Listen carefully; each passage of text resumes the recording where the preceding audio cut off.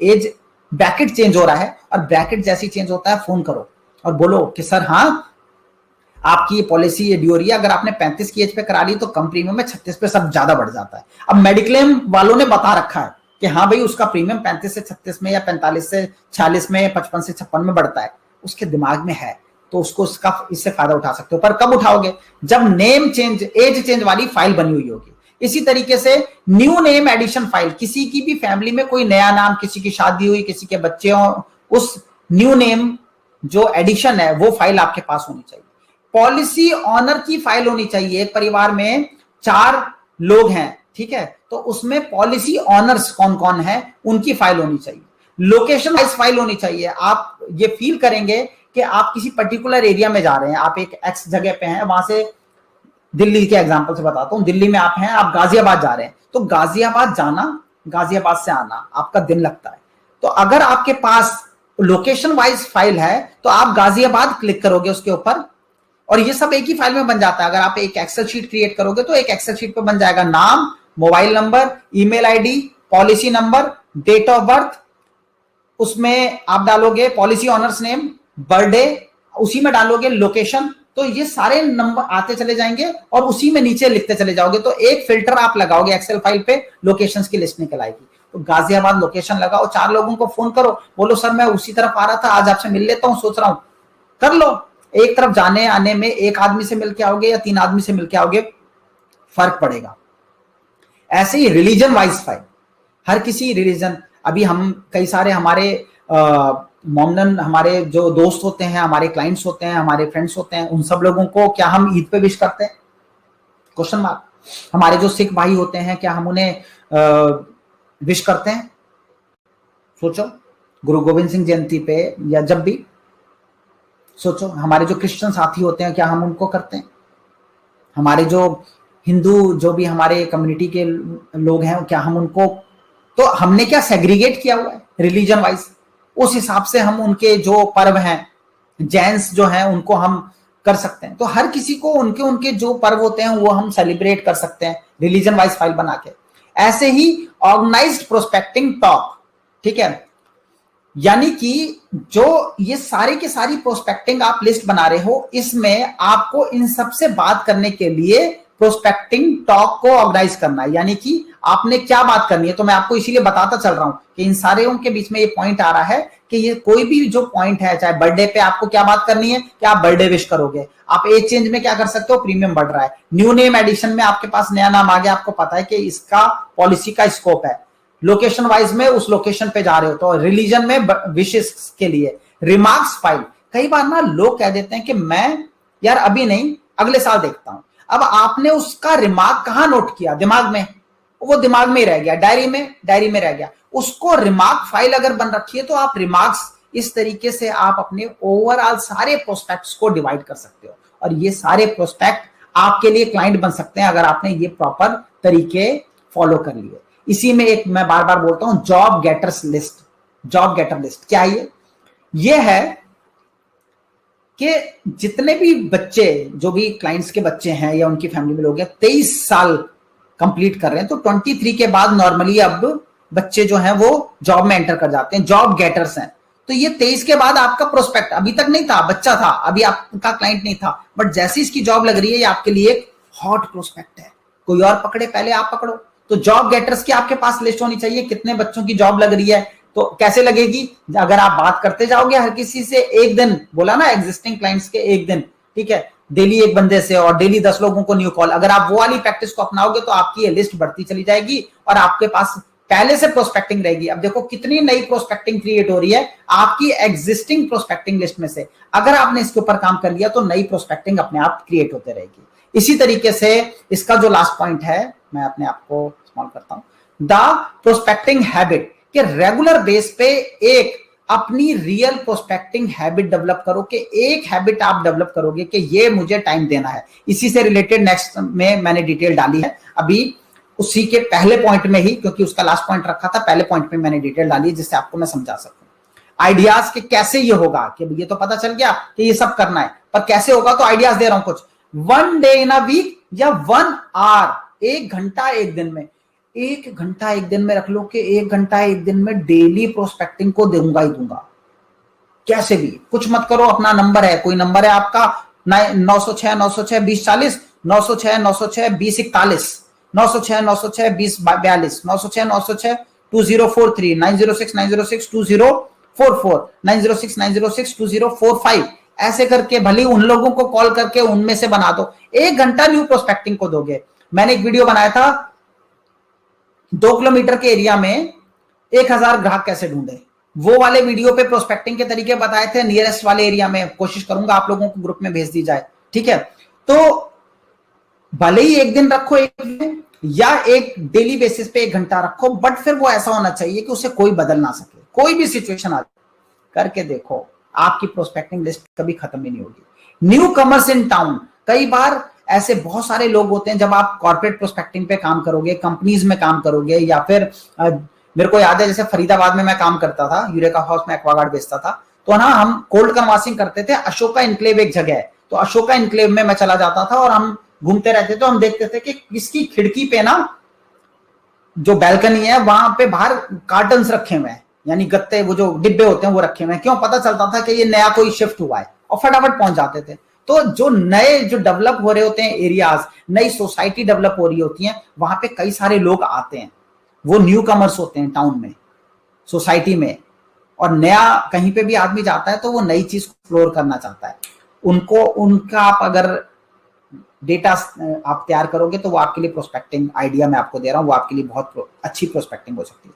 Orphan policy holders, अपनी branch में जाके आप ऑर्फन, इसके ऊपर एक सेशन भी बहुत डिटेल में मैं समझाऊंगा, ठीक है। ऑर्फन पॉलिसी होल्डर्स में भी आप काम कर सकते हो। ऐसे एजेंट्स जिन्होंने काम करना बंद कर दिया, जो टर्मिनेट हो गए, जो शायद इस दुनिया में नहीं रहे, उनके जो पॉलिसी होल्डर्स हैं वो ऑर्फन है, ठीक है। वो वर्ड यूज कर रहा हूं मैं, मतलब वो अनाथ हैं, ठीक है, कि उनका कोई देखने वाला नहीं है, कोई माई बाप नहीं है कि कौन उनको सर्विस देगा। उनके डेटास निकालो, वहां से आपको बहुत अच्छा बिजनेस मिल सकता है। बॉन्ड डिलीवरी के टाइम में, इसीलिए हमने बॉन्ड डिलीवरी का एक पूरा का पूरा सेशन रखा है। समझ में आ रहा है क्यों रखा है? बॉन्ड डिलीवरी अपने आप में एक ऐसा पॉइंट है जहां पे आप न्यू रेफरेंस क्रिएट कर सकते हो, पुरानी पॉलिसी को पक्का कर सकते हो कि पुरानी पॉलिसी पे ठप्पा लग जाता है कि पुरानी पॉलिसी लैप्स नहीं हो। और तीसरी चीज, आप न्यू पॉलिसी, न्यू रेफरल तो जनरेट करते ही हो, but new policy, new business भी कर पाते हो। तो बॉन्ड डिलीवरी पूरा सेशन भी इसके ऊपर आएगा। क्वेश्चंस फॉर रेफरल, रेफरल के लिए कुछ ऐसे क्वेश्चंस अब मैं आपको बता रहा हूं, इनमें से ये आइडियाज मैं आपको दे रहा हूं, ये इनके ऊपर अपने अपने टॉपिक्स भी आएंगे कि रेफरल वाले चैप्टर में आएगा कि रेफरल में क्या क्वेश्चन हम पूछें कि वो सामने से हमारे को रेफरल मेरे ख्याल से एक सब्जेक्ट आता है किसी सब्जेक्ट के बीच में। इसी तरीके से तो आपको वो क्वेश्चंस तैयार रखने हैं। मैक्सिमम इंफॉर्मेशन, जितनी ज्यादा इंफॉर्मेशन आप कलेक्ट कर सको, वो आपका फैक्ट फाइंडिंग इसी बीमा गुरुकुल में, सब आपको बीमा गुरुकुल में ही आप सीख जाओगे। मैक्सिमम इंफॉर्मेशन कैसे लेनी, सेगमेंट प्रोस्पेक्टिंग, ये आप खुद कर सकते हो। डॉक्टर्स का डेटा अलग रखो, इंजीनियर्स का डेटा अलग रखो, चार्टर्ड अकाउंटेंट का डेटा अलग रखो। ये सेगमेंट्स हैं, इन सेगमेंट्स की अलग अलग प्रोस्पेक्टिंग करोगे तो आप चार्टर्ड अकाउंटेंट की कोई, डॉक्टर्स की कोई ऑर्गेनाइजेशन हो रही है, कोई सेमिनार कोई हो रहा है, कोई कॉन्फ्रेंस हो रही है उनकी, ठीक है, कोई उनके एसोसिएशन की कॉन्फ्रेंस हो रही है, वहां पे जाके अपना कियोस्क लगा दो, अपनी कैनोपी लगा दो। क्या होगा उससे आपकी पूरी डॉक्टर लॉबी में आपकी जान पहचान बन जाएगी। तो वो डेटा आप इकट्ठे कर सकते हो। And never neglect your existing policy holder, जो बार बार बात निकल के आती है कि पुराना, इसीलिए मैंने बोला, आपको समझ में आया होगा, इसीलिए मैंने बोला था ये स्टेटमेंट जो मैंने आपको दी थी कि अपने जो पुराने पॉलिसी होल्डर्स हैं उनको दिन में एक कॉल जरूर करनी है। काफी पीछे चला गया, आप छोड़ते हैं, 1 मिनट रुको। हाँ ठीक है, वो पीछे, हाँ इस वाले इसी के पीछे था। देखो वर्क हैबिट में मैंने डाला था ना, देखो एक कॉल दिन में, daily 1 call to your first policy holder to next. ये क्यों बोला था? Never underestimate the power of your existing client. Existing client से रिपीट बिजनेस जो आता है उसको कभी भी अंडर एस्टिमेट मत करो। तो ये सारे वो आइडियाज हैं जिनसे आपकी प्रोस्पेक्टिंग लिस्ट अपने आप बढ़ती रहेगी और प्रोस्पेक्टिंग आपके लिए एक रेगुलर हैबिट बन जाएगी। तो अगर आप अपने प्रोस्पेक्टिंग हैबिट्स को ऑर्गेनाइज करना चाहते हो तो ये सारे फार्मूलाज आपको अप्लाई करने हैं जो मैंने आपको बताए। इनमें से कुछ आइडियाज के ऊपर सेशन चलेंगे तो उससे रिलेटेड इंफॉर्मेशन आपको उन सेशन में मिल जाएगी। अब जो आपसे मैंने डिस्कस किया उसी को आगे लेके चल रहा हूं, उसकी बहुत सारी चीजें इसके अंदर आती हैं, क्योंकि जब रिकॉर्ड कीपिंग की बात कर रहे हैं तो हमने ऑलरेडी बात की किस तरीके की रिकॉर्ड कीपिंग। ये स्लाइड हम वहां पे भी रख सकते थे। कैसी रिकॉर्ड कीपिंग, देखो ये वाली प्रोस्पेक्ट फाइल, बर्थडे फाइल, ये सारा क्या है, रिकॉर्ड कीपिंग है, ये रिकॉर्ड्स बनाना है। तो ये रिकॉर्ड कीपिंग का ही पार्ट है। साथ ही साथ इसके अलावा एक एडिशनल चीज बोल रहा हूं, वो नोट करो। एक बड़ी अच्छी स्टेटमेंट है, टॉनी गॉर्डन जो पूरे विश्व के सबसे बड़े लाइफ इंश्योरेंस एजेंट हैं, इस देश मतलब किसी एक पर्टिकुलर देश के नहीं, पूरे विश्व के सबसे बड़े, उनकी स्टेटमेंट है, बोले जब मैंने काम करना शुरू किया तो मेरे पास मेरी जो एवरेज थी वो ये थी कि पहले 1 महीने में मेरी एक भी पॉलिसी नहीं हुई। मैं 40 लोगों से मिला, एक भी पॉलिसी नहीं हुई। दूसरे महीने में मैं 50 लोगों से मिला और मेरी 9 पॉलिसी हुई और 9 की 9 कैंसिल हो गई। यानी मैं मतलब कन्विंस नहीं कर पाया, कोई कमी रह गई, कैंसिल हो गई। तीसरे महीने में मैंने कुछ काम किया, चौथे में काम किया, 5वें में, 8 महीने लग गए मुझे, 8 महीने क्या करने में, अपने एक पर्टिकुलर मंथ में 10 पॉलिसीज तक पहुंचने के लिए, 10 पॉलिसीज, 8 महीने मुझे लग गए। उसके बाद मेरे को 7 साल लगे अपनी पहली एमडीआरटी करने में, 7 इयर्स। उसके बाद जब पहली एमडीआरटी मैंने की, उसके बाद मैं रेगुलर पीछे मुड़ के नहीं देखा, MDRT, COT, TOT, many TOTs पे टीओटीज करता चला गया मैं। बट वो कहते हैं मैं आज भी अपनी जिंदगी में अपने रिकॉर्ड्स मेंटेन करता हूं कि मेरी क्लोजिंग रेशो क्या है, मैं कितने लोगों से मिलके क्या मेरी क्लोजिंग रेशो आती है, कितना मेरा एवरेज बिजनेस है, हर चीज का रिकॉर्ड मेरे पास है, रिकॉर्ड कीपिंग। टेलीफोन कॉल्स मैंने कितने की, सीन कॉल्स कौन सी वाली, वो 10 मिनट वाली जो मैंने भी आपको बताई थी कि डिटेल में, सीन कॉल्स कितनी हुई, इंटरव्यू कितने फिक्स हुए, इंटरव्यू का क्या मतलब है मैंने आपको बताया था गेटिंग द इंटरव्यू में, कितना इंटरव्यू का मतलब अपॉइंटमेंट, कितने इंटरव्यू, कितने क्लोजिंग इंटरव्यू है, यानी कि कितने क्लोज हुए, अपॉइंटमेंट तो की, उनमें से कितने क्लोज हुए, एनुअलाइज्ड प्रीमियम कितना आया, उसके बाद न्यू प्रोस्पेक्ट मैंने कितने ऐड किए, भले मैंने वो एक दिन में मैं काम कर रहा हूं या एक हफ्ते में मैं काम कर रहा हूं, एक दिन, है ना, दोनों में से कुछ भी मैं कर रहा हूं, न्यू प्रोस्पेक्ट कितने ऐड हुए, पोटेंशियल एनुअलाइज्ड कमीशन कितना है, यानी अगर आज मैंने 5,000 रुपए महीने की पॉलिसी की तो 5,000 रुपए महीने के हिसाब से 2,000 रुपए का प्रीमियम आया। बट वही अगर मैंने पूरे के पूरे साल का मैं काउंट करूंगा तो एनुअलाइज्ड प्रीमियम तो मेरे पास 5,000 रुपए मंथली के हिसाब से 60,000 का आएगा ना, और 60,000 पे मेरा कमीशन आएगा। तो पोटेंशियल एनुअलाइज्ड कमीशन मेरा कितना है, सो दैट मैं कैलकुलेशन कर सकूं। बिजनेस एक्सपेंसेस मेरे कितने हैं, याद आ रहा है, फर्स्ट वाला मनी नीड्स को ऑर्गेनाइज करने वाला काम। Where am I scoring best, मैं सबसे ज्यादा कहां पे बेस्ट स्कोर कर रहा हूं, मतलब मैं डॉक्टर कम्युनिटी में सबसे अच्छा काम कर पाता हूं, मैं फीमेल के साथ ज्यादा अच्छा काम कर पाता हूं, मेल के साथ कर पाता हूं, मैं कोल्ड कन्वर्सिंग में कर पाता हूं, मैं टेलीकॉलिंग में कर पाता हूं, मैं बल्क व्हाट्सएप में कर पाता हूं, बल्क मैसेज में कर पाता हूं, बल्क ईमेलिंग में कर पाता हूं, कहां पे मैं बेस्ट स्कोर करता हूं। माई वीकली समरी के, मेरी जो वीकली समरी है कि वो मैं क्रिएट करूं कि हर वीक में मैं क्या क्या परफॉर्म कर रहा हूं, एंड हाउ मच टाइम, देखो how much time in issuance of policy, policy के इश्यूएंस में मुझे कितना टाइम लग रहा है एक पॉलिसी को इश्यू कराने में, इस चीज के ऊपर भी नजर रखने की जरूरत है। तो इन चीजों की रिकॉर्ड कीपिंग करो, इन चीजों का रिकॉर्ड बनाओ, शायद अगले टॉनी गॉर्डन आप हो और आपका नाम उनसे भी ऊपर जाए, ऐसी मेरी शुभकामना भी। और फिर जो बात हम बार बार कहते हैं एनालिसिस, कि अल्टीमेटली अपने काम को एनालाइज करना, जो मैंने आपको बताया गुप्ता, याद है कि कैसे अपने काम को एनालाइज करना। तो एनालाइज करने में ना हर कोई इस तरीके से, हम देखते हैं कि हमारे जितने भी साथी जुड़े हुए हैं वो सारे लोग कहीं ना कहीं सोचते हैं, परेशान होते हैं कि सर हम एनालाइज कैसे करें, हम चीजें कर रहे हैं, हमने 80,000 रुपए का एम्प्लॉय खुद को मान के काम करना शुरू किया, हम कुछ वो काम कर पा रहे हैं, नहीं कर पा रहे, पर हम एनालाइज कैसे करेंगे हम सही ट्रैक पे हैं। दिल का कोई कहता है, कोना कहता है कि बहुत काम कर लिया, फिर दिल का कोई कोना किसी दिन कहता है यार बिल्कुल काम नहीं हो रहा, कभी डाउन हो जाता हूं, कभी अच्छा लगता है, कभी बुरा लगता है, कैसे एनालाइज करें। तो मैंने आप लोगों को 50 पॉइंट फार्मूला दिया। 50 पॉइंट फार्मूला क्या है, एक दिन में एक call is equal to 1 point, एक call 1 point, 20 call 20 point, 10 call 10 point. Call to existing client, अगर एग्जिस्टिंग क्लाइंट को कॉल किया तो एक एग्जिस्टिंग क्लाइंट को से बात की तो 1 पॉइंट, 5 एग्जिस्टिंग क्लाइंट से बात कर ली 5 पॉइंट। एक पन्ना पढ़ा, एक पेज पढ़ा बुक का 1 पॉइंट। एक अपॉइंटमेंट फिक्स कर ली 2 पॉइंट, अपॉइंटमेंट फिक्स करने पे जिससे आप मिले, ठीक है, तो अपॉइंटमेंट आपने फिक्स की, ठीक है, उस पे 2 पॉइंट। एक मीटिंग आपने कर ली, अपॉइंटमेंट फिक्स की 2 पॉइंट, मीटिंग कर ली 3 पॉइंट और एक सेल कर ली 5 पॉइंट। अब समझो बात को, आप पूरे दिन में 50 नई कॉल कर लो, आपके 50 पॉइंट हो गए, आपका दिन लिख देना एनालिसिस में फाइन कि ठीक है, आपने अपने 50 एग्जिस्टिंग कस्टमर से बात कर ली, आपका दिन कंप्लीट। आपने 50 पेज पढ़ लिए, आपका दिन कंप्लीट। आपने 25 अपॉइंटमेंट फिक्स कर ली अगले हफ्ते 2 हफ्ते के लिए, आपका दिन कंप्लीट। आपने 3 पॉइंट एक मीटिंग से अर्न करते हुए 15 मीटिंग मार दी, मान लेंगे।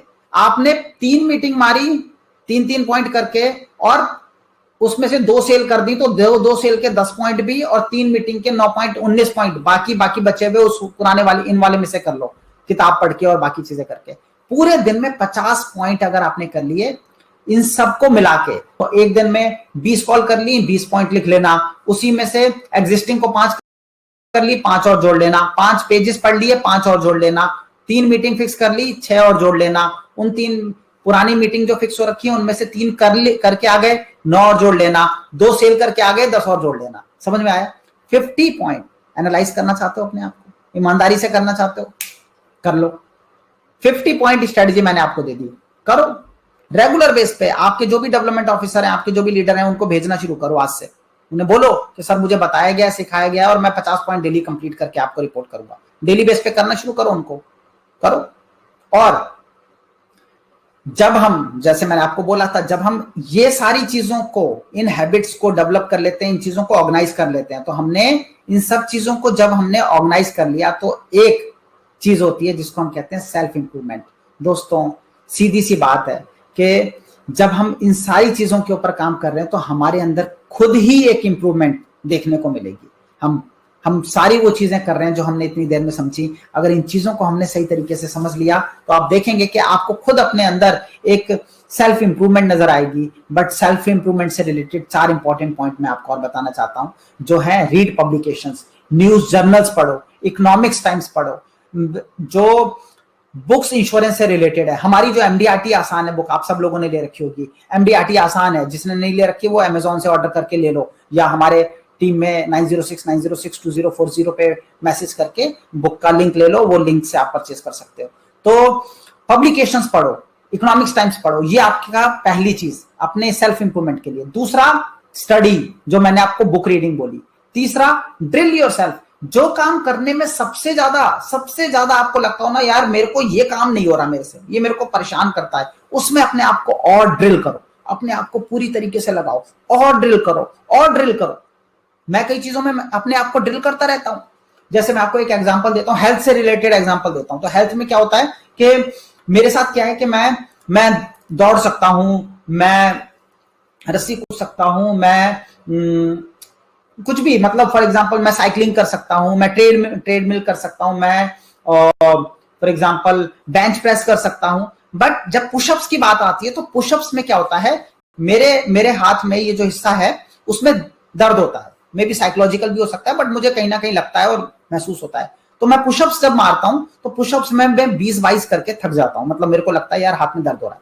तो मैं अपने आप को ड्रिल करता हूं, 25 तक लेके जाता हूं किसी तरीके से। बड़ी मुश्किल लगती है, एक एक करके ऐसा लगता है कि यार हाथ साथ नहीं दे रहे, उठ नहीं रहा। बाकी सब चीजें आराम से हो जाती हैं, खाली पुशअप उसमें मुझे